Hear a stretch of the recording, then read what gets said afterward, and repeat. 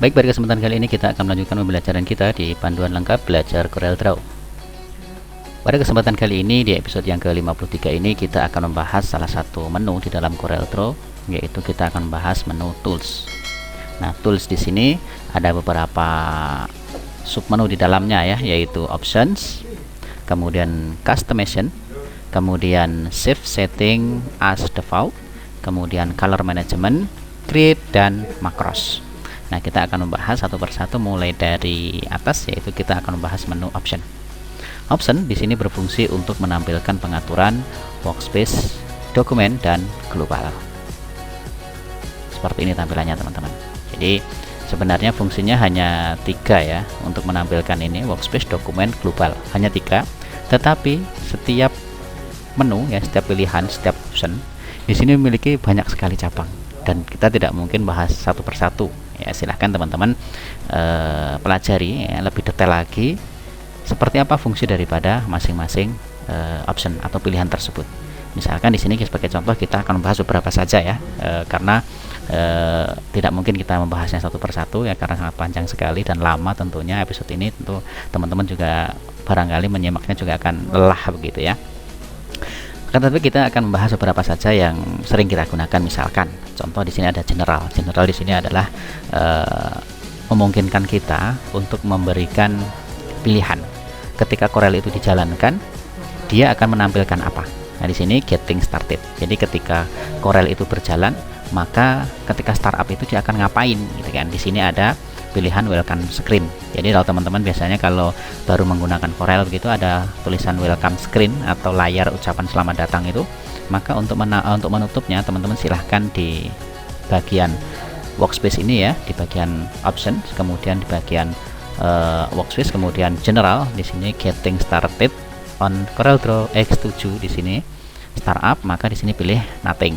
Kalau kita misalkan pilih di sini welcome screen, maka nanti ketika Corel dijalankan akan tampil ucapan selamat datang dari CorelDRAW.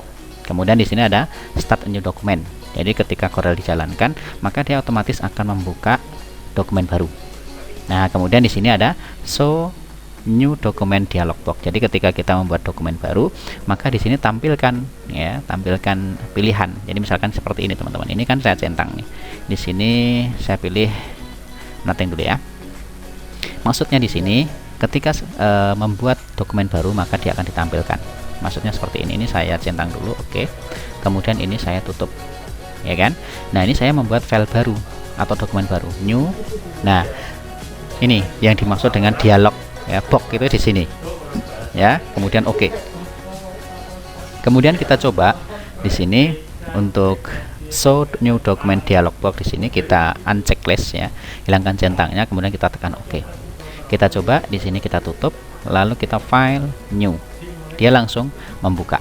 Nah, itulah fungsi daripada option ini. Jadi pengaturan-pengaturan sangat banyak teman-teman, silahkan nanti di ini ya, diatur sesuai dengan kebutuhan.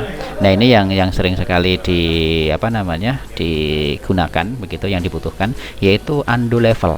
Jadi jumlah undo itu ada berapa sih gitu kan. Kalau di Corel 7 itu secara default kalau tidak salah itu adalah 150 kali. Jadi kalau kita sudah menekan Ctrl Z sebanyak 150 kali, maka undo kita akan berhenti dan tidak bisa melanjutkan. Ya, jadi kita tidak bisa melangkah ke flashback lagi atau ke langkah sebelum-sebelumnya. Nah, kita bisa menambahkan di sini teman-teman, yaitu sebanyak inilah. Nanti teman-teman akan di ini sendiri. Ya, misalkan di sini maksimalnya adalah 100.000 ya, 99.999, hampir 100.000. Teman-teman silahkan kalau misalkan ingin undo levelnya tak terbatas begitu ya, silahkan menggunakan ini. Jadi paling enggak 100.000 itu sudah ya sampai ini ya, sampai dokumen awal begitu ya. Kemudian di sini ada bitmap effect dan seterusnya, teman-teman silahkan di explore. Kemudian di sini ada display, kemudian ada edit begitu kan. Kemudian di sini ada power clip gitu kan. Ya, silahkan teman-teman di ini dulu ya, nanti dicoba-coba. Yang jelas di bagian option ini hanyalah untuk mengatur saja di bagian Corel ini. Jadi kita ingin menampilkan seperti apa. Kemudian di bagian save teman-teman ya, di sini kalau misalkan teman-teman biasanya nih setiap desain kemudian tiba-tiba komputernya mati ya, mati listrik atau seperti apa, wah belum di save nih gitu kan. Nah, teman-teman bisa menggunakan fitur save ini ya, sehingga ketika ini backup every. Di sini every maksudnya di sini backup setiap berapa menit. Ya, teman-teman bisa menentukan. Ya. Kemudian di sini backup original file before saving. Ya, jadi selalu di backup file aslinya sebelum di save. Ya, itu tujuannya adalah ketika misalkan desainnya tidak sesuai nih, kita mau yang sebelumnya aja. Nah, itu kita bisa menggunakan hasil backupan tadi. Ya.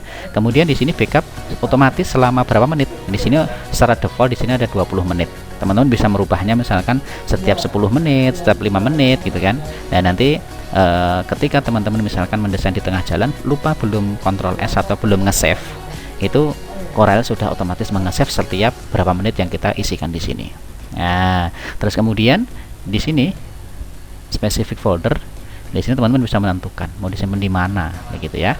Nah, di sini dipilih saja mau di misalkan taruh D misalkan. Nah, ini saya pilih saja disk komputer atau disk PC, local disk D, ya kita tinggal membuat folder di situ. Nanti kita akan menemukan file-file backupan dari CorelDRAW itu.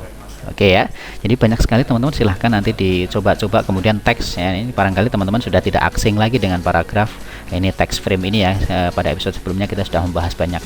Kemudian font, kemudian spelling, quick correct, kayak ini silahkan teman-teman dikembangkan ya, dieksplor lebih jauh, dan insya Allah mudah-mudahan teman-teman akan bisa memahami.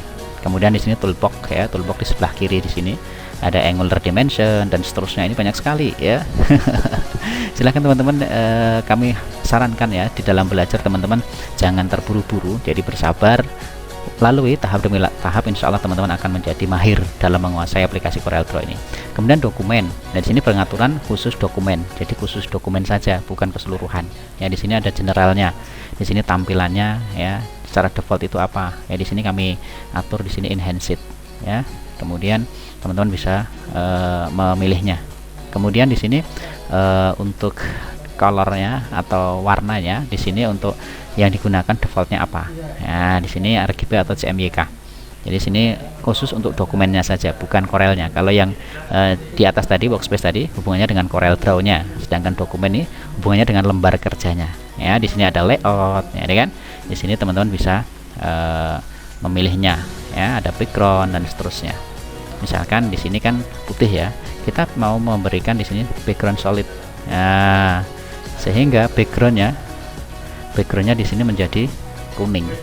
Padahal ini tuh kan, ini hanya background ya, ini background, di sini no background, maka di sini hilang ya. Jadi seperti itu. Kemudian berikutnya di sini ada global. Di sini global itu pengaturan secara keseluruhan. Teman-teman bisa, saya di sini ada printingnya, ketika mau di print seperti apa ya. Jadi teman-teman silahkan sekali lagi dieksplor ya. Kemudian apabila teman-teman ada yang ingin ditanyakan, ingin didiskusikan, silahkan tuliskan di kolom komentar. Insya Allah kita akan sama-sama belajar, kita akan sama-sama menanggapi. Jadi insya Allah kita akan tetap berbagi sebisa kita, semampu kita. Pada dasarnya tidak ada yang sulit selama kita ingin terus belajar dan bersungguh-sungguh. Jadi sekian pembahasan untuk menu option. Insya Allah kita akan melanjutkan di pertemuan berikutnya. Kita akan membahas mengenai customization. Selamat mencoba, selamat belajar, dan tetap semangat.